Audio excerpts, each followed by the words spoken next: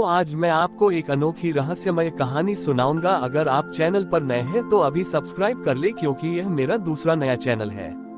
तथा कहानी पूरा देखे, अंत में एक अनोखा रहस्य छुपा है। धन्यवाद। तो सुनिए।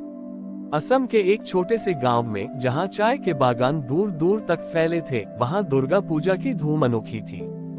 यह की पूजा मूर्ति से ज्यादा एक परंपरा पर टिकी थी। हर साल गांव के सबसे पुराने और सबसे ऊंचे बरगद के पेड़ के नीचे एक मिट्टी का मटका रखा जाता था। लोग मानते थे कि यह मटका देवी दुर्गा की शक्ति का प्रतीक है और इसमें जो भी प्रसाद रखा जाएगा वह हर किसी के घर में समृद्धि लाएगा। गांव में चंचल नाम की एक बच्ची थी, जिसके पिता एक कुम्हार थे।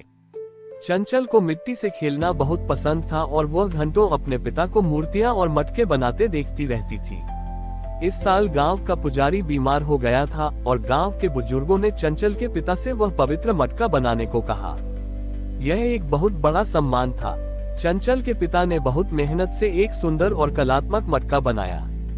उस पर फूल पत्तियां उकेरी गईं और उसे चमकीले रंगों से सजाया गया। जब पूजा के लिए मटका तैयार हुआ तो गांव वालों ने उसे बहुत सराहा। लेकिन चंचल के मन में एक बात थी। उसने देखा था कि गांव के सबसे गरीब लोग, जो दिन भर मजदूरी करते थे, पूजा के प्रसाद के लिए भी मुश्किल से कुछ ला पाते थे। दशमी की सुबह जब गांव के सभी लोग मटके में प्रसाद रखने के लिए कतार में खड़े थे, चंचल ने एक छोटा सा काम किया। उसने चुपके से अपने घर से एक खाली थैला उठाया और मटके के पास रख दिया।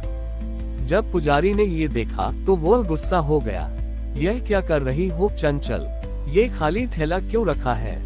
चंचल ने धीरे से कहा, पुजारी जी, ये खाली थैला उन लोगों के लिए है जो प्रसाद नहीं ला पाए। वे लोग भी तो माँ के बच्चे हैं। अगर हम उनके लिए जगह नहीं बनाएंगे तो माँ कैसे प्रसन्न होंगी? उद्धरण चिन्ह। पुजारी ने उसकी बात पर ध्यान नहीं दिया, लेकिन गांव के लोग चंचल की बात सुनकर सोच में पड़ गए। एक बुजुर्ग महिला ने कहा, ये बच्ची सही कह रही है। अगर माँ सबकी है तो उनका प्रसाद भी सबका होना चाहिए। गांव वालों ने मिलकर फैसला किया। उन्होंने मटके में अपना प्रसाद रखने के बजाय अपने अपने घर जाकर अतिरिक्त अनाज, सब्जियां और मिठाइयां लाईं और उस खाली थैले में डाल दी। देखते ही देखते वह खाली थैला भर गया। जब शाम को विसर्जन का समय आया तो पुजारी ने मटके को उठाया और नदी में विसर्जित करने की तैयारी की। लेकिन जब उसने मटके को उठाया तो वह बहुत हल्का था। उसने सोचा, आज किसी ने प्रसाद नहीं रखा, इसलिए ये खाली है। उद्धरण चिन्ह। तभी चंचल ने कहा, पुजारी जी, आज माँ का प्रसाद मटके में नहीं बल्कि गांव वालों के दिलों में और उस भरे हुए थैले में है। आज माँ ने हमें सिखाया है कि सबसे बड़ा प्रसाद वह है जो हम एक दूसरे के साथ बांटते हैं। पुजारी ने मुस्कुराते हुए मटके को नदी में विसर्जित किया और गांव वालों ने भरे हुए थैले को लेकर एक भोज का आयोजन किया, जिसमें हर कोई शामिल हुआ। उस दिन से गांव में ये परंपरा बन गई कि दुर्गा पूजा में सबसे पहले गरीबों के लिए प्रसाद इकट्ठा किया जाता है और फिर बाकी पूजा की जाती है। और चंचल का छोटा सा विचार मिट्टी के मटके से भी अधिक पवित्र बन गया। चंचल की समझदारी ने गांव की दुर्गा पूजा को एक नई पहचान दी थी। अब हर साल पूजा के लिए भव्य मूर्ति के बजाय गांव वाले मिलकर गरीबों के लिए अनाज और कपड़े इकट्ठा करते थे। इस नई परंपरा ने गांव में प्रेम और एकता का ऐसा बीज बोया जो हर मौसम में हरा भरा रहता था।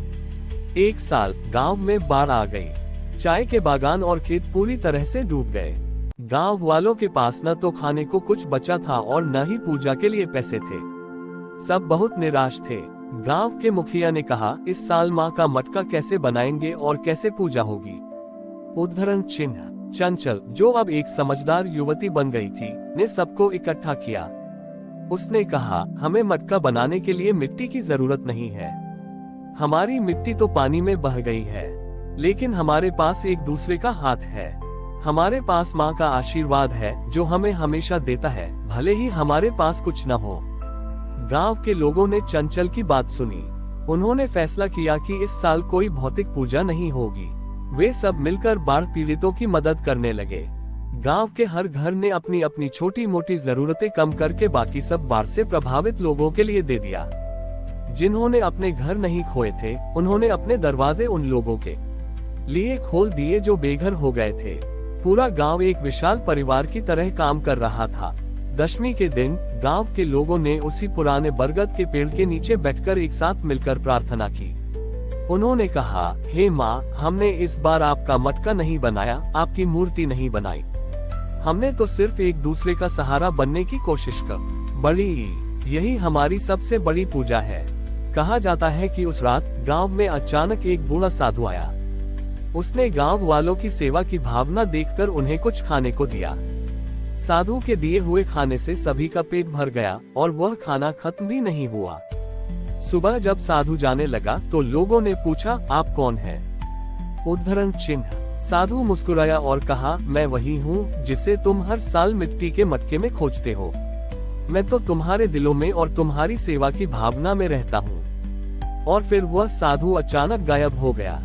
गांव वालों ने समझ लिया कि वह स्वयं माँ दुर्गा थी, जो उन्हें सिखाने आई थी कि असली भक्ति बाहरी दिखावे में नहीं, बल्कि मन की शुद्धता और दूसरों की निस्वार्थ सेवा में होती है। तब से गांव का नाम बदलकर सहोदरा ग्राम पड़ गया, जिसका अर्थ है भाई बहनों का गांव। और चंचल का छोटा सा विचार एक बड़ी सीख बन गया जो पीढ़ियों तक चली। सहोदरा ग्राम में भाईचारे और सेवा की यह परंपरा सालों तक चलती रही। चंचल अब बूढ़ी हो चुकी थी, लेकिन उसकी आंखें आज भी उसी चमक से भरी थी, जो एक बार मिट्टी के मटके में नहीं, बल्कि लोगों के दिलों में देवी को देखने की कल्पना से पैदा हुई थी। गांव में अब कोई भव्य मूर्ति नहीं बनती थी, लेकिन हर साल दशमी के दिन गांव के बच्चे चंचल को घेर लेते थे और उससे वही पुरानी कहानी सुनाने का अनुरोध करते थे। एक साल गांव में एक नई पीढ़ी के युवक ने आकर पूछा, दादी चंचल, सब कहते हैं कि हमारे गांव का नाम सहोदरा ग्राम आपके कारण पड़ा, लेकिन अगर हम आज भी मूर्ति नहीं बनाएंगे तो क्या हमारी आने वाली पीढ़ियां माँ दुर्गा का वो भूल नहीं जाएंगी? चंचल मुस्कुराए। उसने अपनी लाठी पकड़ी और धीरे धीरे उसे गांव के बीच में ले गई, जहां अब एक बड़ा सामुदायिक केंद्र बन चुका था। उसने कहा, बेटा, माँ दुर्गा को भूलने का मतलब सिर्फ मूर्ति को भूलना नहीं है। असली डर तो यह है कि कहीं हम माँ की शिक्षाओं को भूल न जाएं। फिर उसने उस जगह की ओर इशारा किया जहाँ कभी बाढ़ का पानी बहता था। जब बाढ़ आई थी तब हमें लगा कि सब कुछ खत्म हो गया है, लेकिन उस समय माँ ने हमें सिखाया कि असली शक्ति एकता में है। हमने मिलकर जो कुछ किया वही हमारी सबसे बड़ी पूजा थी। उस दिन हमने सिर्फ अपने घर नहीं बचाए, बल्कि अपनी इंसानियत को भी बचा लिया।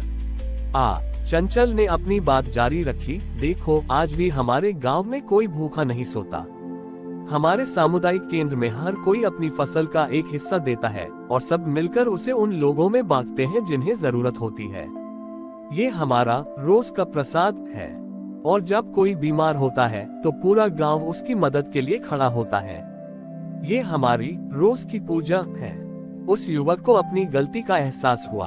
उसने कहा, दादी, मैं समझ गया। माँ सिर्फ दशमी के दिन नहीं आती, वो तो हर दिन हमारे साथ रहती है। जब हम एक दूसरे का हाथ पकड़ते हैं, जब हम किसी की मदद करते हैं और जब हम एक दूसरे के सुख दुख में शामिल होते हैं, यही हमारी सबसे बड़ी परंपरा है। अगले साल दशमी के दिन गांव वालों ने कोई मूर्ति नहीं बनाई। इसके बजाय उन्होंने मिलकर उस सामुदायिक केंद्र को और बड़ा किया ताकि और भी लोग वहां आ सकें। उन्होंने चंचल और उसकी मां की कहानी को एक नाटक के रूप में प्रस्तुत किया ताकि नई पीढ़ी इसे कभी न भूले। और गांव के बच्चे आज भी जब भी किसी जरूरतमंद की मदद करते हैं तो कहते हैं, देखो, हमने आज मां का मटका भर दिया। इस तरह सहोदरा ग्राम ने दुर्गा पूजा के असली अर्थ को जीवित रखा, ये दिखाते हुए कि आस्था का सच्चा रूप दिखावे में नहीं, बल्कि निस्वार्थ सेवा और प्रेम में निहित है। हमारी और भी आध्यात्मिक एवं अनोखी कहानियाँ देखने के लिए हमारे चैनल पर जाएं तथा धार्मिक एवं पौराणिक अनोखी कहानियाँ हमारे चैनल पर है। कृपया जाके देखें तथा हमारे चैनल को सब्सक्राइब करके रखें और वीडियो लाइक जरूर करें। धन्यवाद।